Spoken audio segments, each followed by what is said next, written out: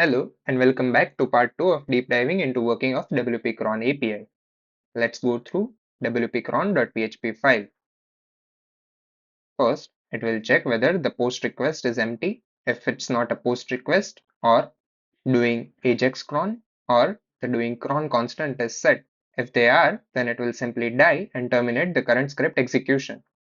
If it's not, then it will simply define the doing cron constant. Following this, it will include the wp-load.php file, which will load the WordPress required files, plugins, and themes. Then it will raise the PHP memory limit by calling wp raise memory limit cron. Next, this is the function that is defined which is used later, get cron lock. This is a private function. If the object cache has been installed, then it will use the object cache to set the doing cron lock. Else, it will use a transient. We have learned about this in the object cache video. Then it will simply call the wp-get ready cron jobs function to get a list of the ready to run events and check for empty events. If it's not empty, then it will simply loop through the events key value pairs. Here is a list of cron jobs as an array that is stored in the options table with the option name cron. The cron array will be looped as timestamp and the value cron hooks. This is our timestamp and its value is an array. Then it will loop through the hook and its keys. So this is the hook and its key is this array. Then it checks the keys and its value. So this is the key and this key is created based on the arguments that we have passed. We can have multiple callback functions on the same hook based on different arguments. Then it will get the schedule value.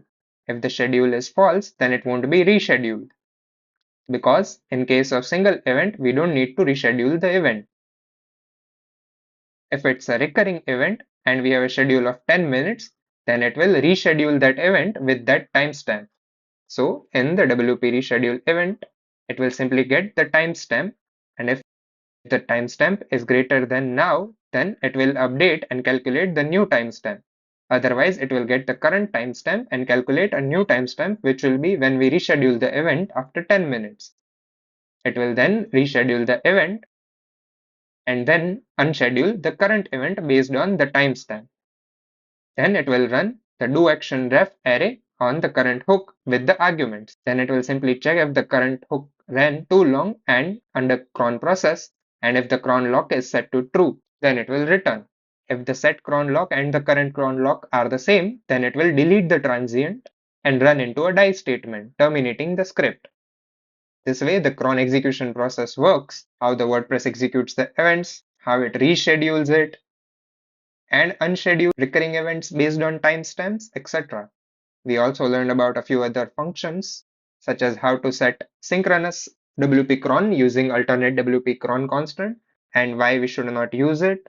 Now you have much clearer understanding of WordPress Cron API. What are the functions available, how to register and schedule single or recurring events, how to add custom intervals using WP schedules, how to handle cron events using WP CLI, the plugins available to manage cron in the WordPress admin or through the CLI.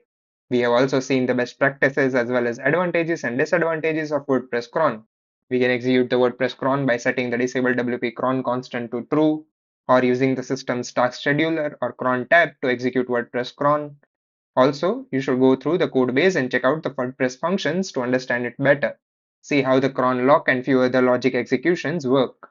You'll be able to figure out why some of the cron events are not working and troubleshoot any issues if you come across any. This will help in debugging as well as help you achieve use cases where tasks need to be run in the background. The biggest benefit of WordPress cron is that we don't need to create custom standalone PHP files to perform certain scheduling actions. Generally, we create a cron job by asking the cron tab or the system task scheduler to execute a PHP file at regular intervals to perform a task. But with WordPress cron, we can continue using the WordPress cron system, the WordPress functions and everything that is already a part of WordPress and use it.